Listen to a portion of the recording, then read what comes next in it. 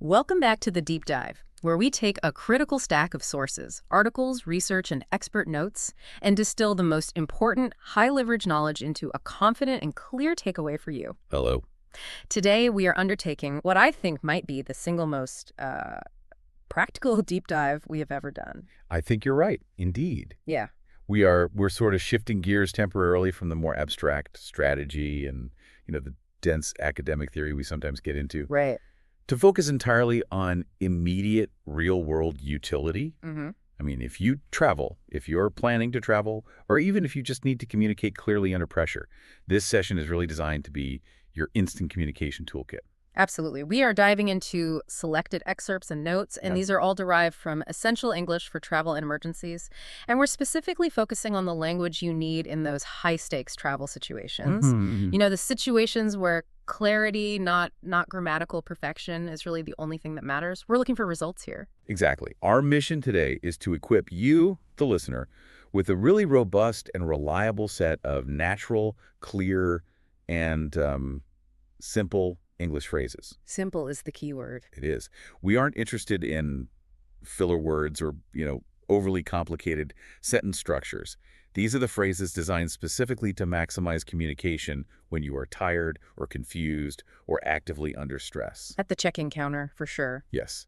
Or dealing with a misunderstanding at a hotel or, and this is the crucial part, in an emergency. And what's absolutely vital, which the source material just hammers home from the very first page, is that this isn't a vocabulary quiz. This is all about strategic communication. It is. It's about learning how to use simple tools effectively. Okay, so what's the big takeaway then? Well, the overarching lesson, and this is really the foundation for every single segment we're going to cover today, from checking in your bags to calling for help, is that travel English succeeds based on three, let's call them non-negotiable pillars: Okay.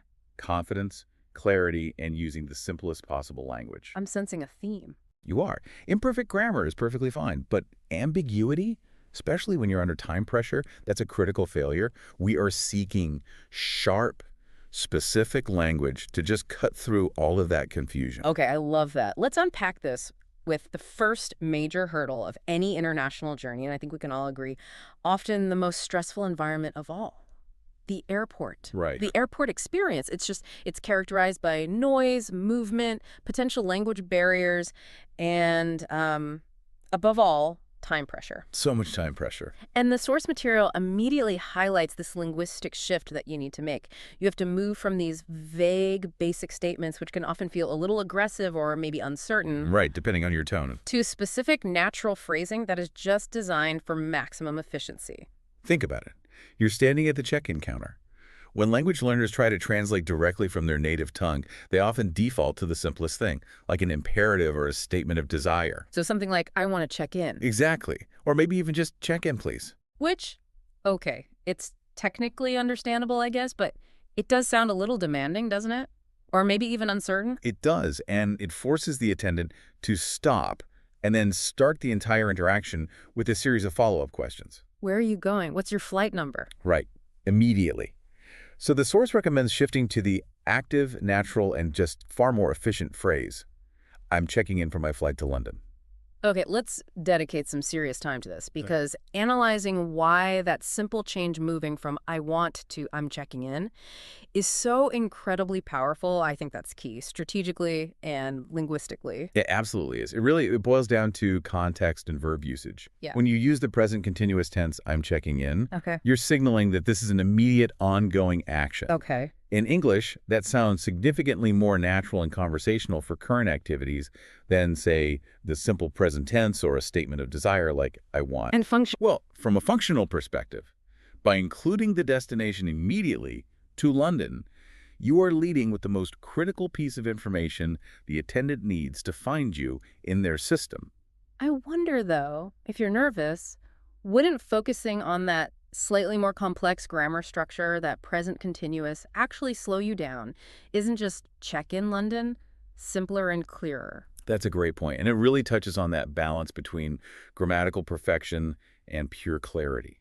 And while, yes, check in London is clear, It gets the job done. it gets the job done, but the phrase I'm checking in for my flight to London is what we call a highly automated, high-frequency phrase. It's simple enough that you can automate it through practice. Right, so it becomes one chunk of language. Exactly, one unit. And its utility is immense because it adds a layer of necessary politeness and context. The goal is to internalize this entire sentence as one thing, which actually reduces the cognitive load in the moment. And you're bypassing all those potential back and forth questions, saving time, reducing your own stress, and you're projecting confidence right from the start. It sets a collaborative tone. That's the key. You're Hmm. giving them the tools they need to help you instantly, rather than making them work to extract the information piece by piece. That efficiency, especially when there's a huge line behind you, is just invaluable. It absolutely is. Yeah. And the same principle of specificity, it extends immediately to luggage logistics. Yes. The inevitable challenge, the hidden fees, and the logistical nightmares that are just lurking around the corner. The source material gives us two absolutely essential, specific questions for baggage handlers or check-in staff. And these aren't general inquiries. They are strategic strikes against common travel problems. Okay, let's hear them. So the first question, this one addresses complexity, specifically for any multi-leg journeys.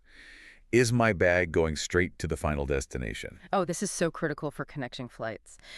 If you're flying from, say, Seattle to Paris, but you have a connection in Dublin, Mhm. you have to know if you need to collect your bag in Dublin, go through customs, and then recheck it, or if it's tagged all the way through to Paris. If you miss that step, you might miss your connection entirely. It happens all the time. So the linguistic clarity there prevents those assumptions. If you just ask something vague, like, do I need to check my bag again? That can be confusing. It can.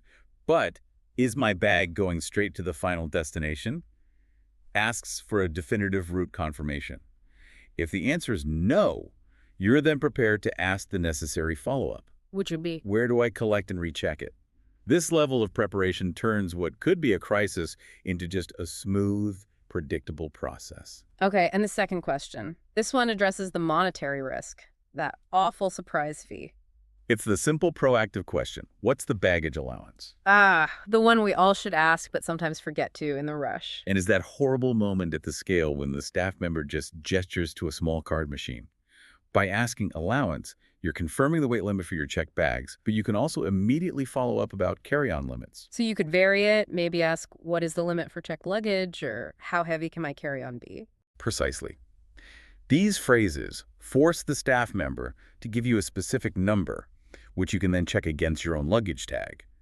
It shifts the power dynamic. So It moves from the airline springing a fee on you to you actively confirming that you are in compliance. It's a small but powerful shift.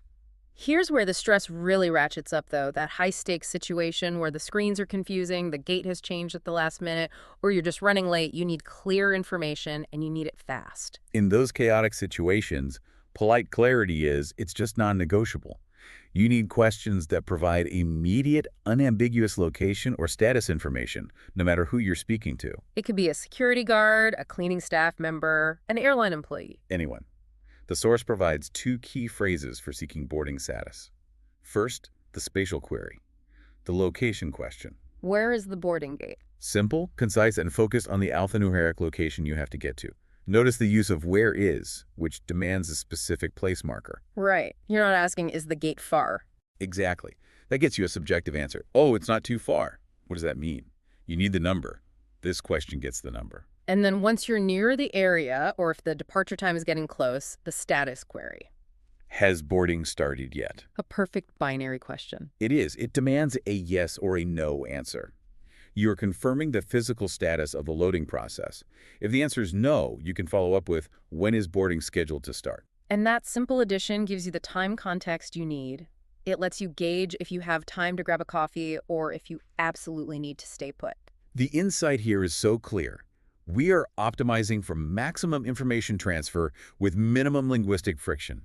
The goal isn't to impress anyone with your vocabulary. It's to secure your passage to London on time and as stress-free as possible. The mastery comes from using the right simple tool at exactly the right time. These specific automated questions, they minimize the internal stress of having to formulate a sentence from scratch. And they maximize the likelihood of getting a clear, helpful response. Excellent. Let's take that efficiency and transition it now. We're moving from the rush of the airport to the relative calm and the diplomacy required at the hotel. Right, so moving to the hotel, the required communication, Yeah. it shifts. It goes from being highly transactional, focused on logistics and movement, Get on the plane. to service-oriented. Now we're engaging with staff who will be managing our comfort and our safety for the entire duration of our stay. So the communication style needs clarity, yes, but also a significant layer of politeness and diplomacy, especially when you're making requests or, heaven forbid, reporting problems. Let's start with the initial check-in. Yeah. Just like at the airport, we need to anchor our request immediately to the necessary data point, in this case, the reservation. So the crucial opening line, according to the source material, is, I have a reservation under the name Mona. Using that name from the example. Right. So why is that structure under the name your name so much more effective than something like my name is Mona, I have a reservation? It's a linguistic framing device. When you say, I have a reservation under the name Mona, you are stating a definitive fact and providing the key search term all at once. Ah, I see. If you just say, my name is Mona, the receptionist might pause and still need to prompt you. And do you have a reservation? This structure anticipates their next administrative step and just speeds up the process dramatically. But what if your name, okay, Mona is simple, but what if you have a last name that's complex or foreign to an English speaker? How do you prepare for that confusion linguistically? That's a perfect example of anticipating failure. If you know your name causes issues, after you state the name, you should be immediately ready with. That's M-O-N-A. Spelling it out. Spelling your name out using clear phonetic letters is essential. And if you're struggling to remember the English alphabet under pressure, just use common objects or famous names. So M as in mother, O as in ocean, N as in Nancy, A as in apple. Exactly. Having that backup ready just eliminates the frustration of having to repeat yourself over and over. That's a brilliant practical hack right there. Yeah. Okay, so after confirming the booking, we move to managing expectations, particularly about room availability. That famous proactive question. Is early check-in possible? This phrasing is just, it's a cornerstone of diplomatic language in English customer service, isn't it? It is. By asking, is early check-in possible? You are framing the query as a logistical question directed at their operation, not as a personal demand on them. You're acknowledging linguistically that the room just might not be ready, and you're respecting their operational constraints. Yeah. I think a lot of people, their default is, can I check in early? Or even worse, I want to check in early. Why does using the structure, is it possible, reduce tension so much more effectively? Well, can I ask about your personal ability or permission, which is fine, but is it possible to ask about the operational status of the service itself? So it's not about them, it's about the situation. It places the focus on external factors, room cleaning, the previous guest's departure, rather than on the staff's willingness to help you. So if they say no, the interaction stays positive. The constraint is logistical, not personal. And then you can follow up smoothly with, no problem. Could I leave my bags here while I wait? Which is a gentle request using that preferred modal verb, could. Exactly. Let's talk more about those modal verbs, the diplomatic language of requests. Once you're settled in your room, you might need something extra, like towels or another blanket. The source material is very clear on this. Use could I get. The example they give is, could I get extra towels? The use of could is so often overlooked by learners, I find. They tend to stick to the simpler but often much blunter can I have. And could functions as a polite softener.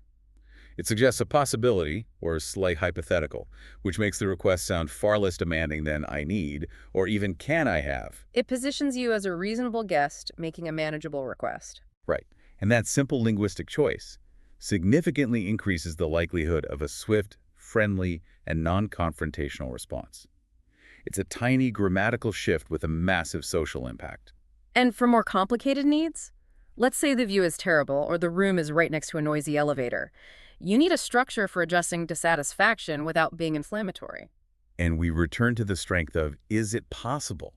For those complex, administratively heavy requests. Like, is it possible to change rooms? Exactly. Changing rooms is a major hassle for the front desk. So you're not demanding a new room, you're just inquiring if the solution, a room change, is even an option within their system. That diplomatic phrasing keeps the staff focused on problem solving with you rather than defending their initial choice. Which brings us to the segment where communication strategy is just, it's the most critical. Reporting problems, the art of the polite complaint. When something is genuinely wrong, like a broken TV or loud construction outside your window, how do we communicate the need for correction effectively while still maintaining that positive, collaborative tone? This is where we deliver key aha moment. For anyone who deals with service industries, really, anywhere in the world, the sources highlight the power of the soft opener. The soft opener. You must signal that you regret raising the problem, which immediately disarms the staff member. So the first example is perfectly structured for this. Sorry, there seems to be an issue with the air conditioning. Let's break down those two linguistic strategies. First, starting with sorry. As we just noted, this is social lubricant. It's not an admission of guilt. You're not apologizing for the AC being broken. No, you are expressing regret that a problem exists. And second, using that hedging phrase, there seems to be an issue. You are not declaring the air conditioning is broken, which sounds accusatory and final. You're just reporting a symptom. You're suggesting that some external force is causing the discomfort. That is a crucial psychological difference. If I walk in aggressively, the staff member is immediately on the defensive. But if I start with sorry, I'm basically implying I know you're busy and I regret adding to your burden, but Precisely. It establishes a collaborative path. The staff member sees you as a polite person who needs help, not an angry person who needs to be placated. And this realization that diplomatic language improves outcomes exponentially across different cultures, that is highly valuable knowledge for you as a traveler. and once the problem is identified politely, we need the clear call to action, which is equally diplomatic but also firm. I think this needs to be fixed. The phrase "I think" is another one of those useful hedges, isn't it? It softens the statement. It does. You're stating your educated opinion on the necessary action, rather than just issuing a command. However, the core statement, "this needs to be fixed," is completely unambiguous. It tells the service provider exactly what the end goal is, what the outcome of this conversation should be. Repair or resolution. It's a clear identification of the solution, but it's wrapped in courtesy. That combination, the soft opening, the clear identification, the polite action request, that's the recipe for effective complaint resolution. Is it? We've established clarity and diplomacy as keys inside the airport and the hotel. Now let's navigate the outside world. Right. So when we step outside that secure, English-speaking bubble of the hotel and the airport, we have to interact with the general public. We're often busy, or maybe their own English proficiency is limited. Exactly. This environment demands that simplicity is prioritized above all else. We need clear, highly specific questions that require minimal translation effort from the person who's trying to help us. The goal is rapid information acquisition and, crucially, clear comprehension. We don't want a long monologue about historical landmarks. Not right now. We just need concrete steps. So the source identifies the three best structures for getting that information. The first is the most essential and natural route request. How do I get to the metro station? That structure, how do I get to destination? It's universal, and it calls for a linear, step-by-step, or transport-based answer. It's so direct, and it avoids any ambiguity. You're not asking about the history of the station. You just want to know how to get there. And immediately following that, we need to gauge the required effort. Is this a pleasant stroll or is this a serious trek? Right. Hence the second question, is it walking distance? Such a highly efficient filter question. If the person says, oh, yes, it's just 5 minutes, you're set. But if they say, no, it's quite a long way, you immediately know you need a transport query. Which leads us directly to the third structured question. When a vehicle is required, the query has to be specific. Which bus goes to the mall? This focuses the response on the specific data point you actually need. A bus number or a route name. It's so much better than, can I take a bus to the mall? Which might just elicit a simple yes. A yes without the crucial route details. By asking which bus, you force the answer to be actionable. And we can add some secondary but still simple queries here to refine the travel plan. After you've received the directions, you can ask, how long does it take to walk there? Which provides time context. That's often easier to gauge than distance for a non-native speaker. It really is. If they say, about 20 minutes, you have a clear expectation set in your mind. All of this is preparation, but getting the directions is truly only half the communication battle. And this brings us to what might be the most critical step. I think so. Confirming your understanding. This is the moment where travelers so frequently fail. That's right. For our listener, this is arguably the most practical aha moment of this entire segment. The conversation is not successfully concluded when the directions are delivered. When is it concluded? It is only concluded when you, the traveler, successfully verify that you have understood the information accurately. Miscommunication happens so fast, especially when you're dealing with directions that rely on local knowledge or landmarks you've never seen before. If you don't confirm, you might be following a sequence of turns completely backward. We've all been there. We have. And confirmation phrases prevent those time-consuming and often very stressful errors. We need techniques that force the information provider to validate our interpretation. Okay, so the first, simplest technique is for very basic directions. Okay, got it. This is a fast acknowledgement. It shows you're engaged, shows basic comprehension. It's useful when the directions are truly minimal, like go straight down this street. Right.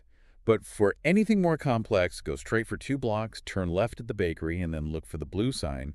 You absolutely need the verbal repetition technique. So I go straight and then turn left. This technique, repeating the instruction back in question form, is the traveler's most valuable error-checking tool. You are summarizing your understanding and you're asking for verification. And it allows the speaker to correct you immediately. No, you turn right before the bakery. Exactly. I think a lot of people feel rude doing this as if they're questioning the speaker's directions, but really it shows deep attention. It demonstrates active listening. It linguistically shifts the burden of accuracy onto the listener's interpretation, and you're asking the original speaker to validate that interpretation. It's like a closed-loop system of communication. It is. And it drastically reduces the risk of error. If the directions involve landmarks, you can integrate that verification. So, when I turn left, will I see the river first? If they say yes, you have confirmed both the turn and the subsequent landmark. By using these active confirmation methods, you reinforce clarity, you boost your own confidence in executing the directions, and you ensure you spend your trip exploring, not wandering around lost. It transforms you from just a passive recipient of information into an active, verifying participant in the conversation. These seemingly simple confirmation phrases are genuinely the linguistic difference between confidently navigating a new city and having a really frustrating detour. Absolutely. We've saved the most vital communication environment for last. We have to now move to the ultimate stakes, when things go wrong. This segment is so critical. It deals with emergency situations where the source material stresses that the language must be clear, simple, and immediate. When anxiety or, God forbid, an injury is present, all those principles of clarity and simplicity that we've been discussing as preferences, They become absolute requirements. when panic sets in, all your cognitive resources are diverted to the threat. Complex sentence structure, conjugation, nuance, it all just disappears. You need phrases that are automated and completely unambiguous. We are prioritizing immediate, urgent action. Correct. The crisis response relies on the absolute simplest language patterns. And if these patterns aren't automated, the traveler might just freeze up or resort to vague gestures. Which are so easily misinterpreted. Let's look at the language of urgent assistance. These phrases are designed to be short, punchy, and to demand action. First, the general call for help. I need assistance. This is the baseline. It's the versatile request. It communicates immediate need without requiring you to define the crisis just yet. It's the linguistic equivalent of a siren. It works whether you have a minor injury, a serious fall, or some kind of dangerous logistical problem. It just gets attention. Followed closely by the specific medical request. I need a doctor. It's so concise and non-negotiable. You can contrast this with saying something like, I'm feeling ill. Which is vague. It might lead to someone offering you a glass of water. Right. But I need a doctor immediately directs any listener, whether they're a bystander or professional, to summon medical aid. In a crowded environment, that clear structure just cuts through all the noise. It does. And the third, the statement for a widespread or sudden crisis. There is an emergency. This is a declarative statement of a high-level threat. It demands immediate, comprehensive attention and action from everyone around you. And the key is avoiding any complexity. You have to avoid euphemisms like, there is a problem happening, which just sounds so much less severe than there's an emergency. The brevity maximizes the impact. And it minimizes any room for interpretation. This whole segment really reinforces the power of the verb need and the simple structure there is. We're dealing with necessity and basic existence. It's the language of raw necessity. In a genuine emergency, every single second you spend translating or trying to decipher complexity is a second wasted. If you have automated I need a doctor, it will come out clearly, even if you are in shock. Beyond immediate physical danger, the other highly stressful scenario travelers face is the loss of critical items: passport, wallet. The panic is inevitable, but clear communication is absolutely essential to initiating the recovery process. So we need to specify the item lost and the necessary procedural response. The source material gives us the clear statement of loss. I think I've lost my passport. I noticed the phrasing there, I think I've lost. Even in this high-stress situation, the use of I think retains a level of composure. It suggests you're actively trying to determine the facts rather than just descending into hysteria. It does, but the core word is passport, which instantly conveys the gravity of the situation to whoever you're talking to. And once the item is specified, the necessary follow-up question is required to start the administrative process. Where can I report a lost item? This question is brilliant. It immediately shifts the focus from the problem, the loss, to the solution, the location, or the procedure.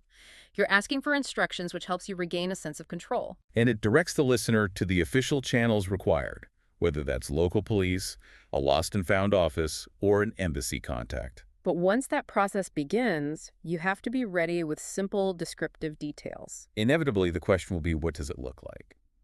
You should be prepared to state the physical characteristics as simply as you can. It's a small black wallet, or it's a blue backpack with a red stripe. Simple adjectives and nouns. That's what's vital here. So if we synthesize all the emergency advice from the sources, the core principles shine through one final time. The key to surviving a crisis in a foreign language is to stay calm, Which is so much easier when you've practiced the phrase. to speak clearly, and to use the most primitive, effective language possible to convey the immediate need or threat. The mastery of travel English, as we can see, is not in the breadth of your vocabulary. It's in the tactical preparation of these few key high-leverage phrases. They are your linguistic safety net. Hashtag tag key takeaways and final thought. Okay, let's bring this incredibly practical deep dive full circle. We have systematically covered 4 critical communication environments: We have the transactional efficiency demanded at the airport, the diplomatic, service-oriented needs of the hotel, the active verification required when asking for directions. and finally, the urgent simplicity demanded in emergencies. And throughout all of these scenarios, the overarching lesson that we've derived from the source material remains a constant, unwavering principle. Which is? Travel English is not merely about memorizing lists of phrases. It is an applied methodology designed for real-world friction. That methodology is built on those 3 pillars that we keep returning to: staying calm, speaking clearly, and using simple language. And let's give this the final punch it deserves, because this, I think, is the biggest aha moment for you, our listener. The source explicitly asserts that your grammatical accuracy is secondary. That's huge. It is. Even if you fumble a tense or miss an article, if you deliver the strategic phrase confidently and clearly, it will succeed. Confidence and clarity combined often override any minor grammatical imperfections. And that confidence comes from preparation. If you know that, is my bag going straight to the final destination, is the correct strategic question, you don't hesitate. And that lack of hesitation communicates certainty, which staff members trust and they respond to positively. This gives the learner immense freedom, really. You're freed from the anxiety of trying to sound like a native speaker. And you're empowered to focus entirely on effective communication strategy. We've provided the strategic frameworks, the use of the continuous tense at check-in, the diplomatic modal verbs at the hotel, the closed-loop verification for directions, and that direct I need structure for emergencies. And to ensure these phrases are actually ready when your cognitive load is at its max, in the middle of a panic or confusion, the source provides a simple yet highly effective recommendation for practice. Yes. The recommendation is automation through mental rehearsal. Try practicing these specific phrases today by simply imagining yourself in the airport line or standing in the hotel lobby with a problem. Visualize the scenario. Visualize it and speak the phrase out loud. The more you practice, the more these phrases just become automatic. Automaticity is the non-negotiable key to crisis communication. When stress hits, you don't want to be building a sentence from scratch. You want the necessary, clear phrase to simply fall out of your mouth without any conscious effort. By rehearsing these scenarios, you're building a kind of linguistic muscle memory for these high-stakes utterances. You ensure that when exhaustion or confusion or true danger taxes your mental resources, your clear communication structure is the one thing that remains readily accessible to you. This really is a practical toolkit designed for instant, effective application in any corner of the globe. It is. Thank you for joining us on this incredibly detailed deep dive into the practical reality of essential travel English. We sincerely hope these methodologies give you the specific clarity and confidence required to navigate your next journey smoothly, regardless of where it takes you. We've seen that preparation isn't just knowing what to say, but really making sure the right words are reflexive and ready for when calm is hardest to find. So, as you move forward and integrate this knowledge, think about this. We know that even in our native languages, stress can cause us to stumble, forget key words, or fail to communicate our urgent needs effectively. In a foreign language, that failure is magnified tenfold. Knowing this, what single phrase from today's deep dive, maybe I need assistance, or perhaps is it possible to change rooms, or even so I go straight and then turn left? What single high stakes phrase will you commit to memory first, practicing it until it is fully automated, knowing that its clear availability could be the key that unlocks an entire critical conversation? Choose one, automate it, and deploy it with confidence. That is your immediate mission until our next deep dive. We'll see you soon.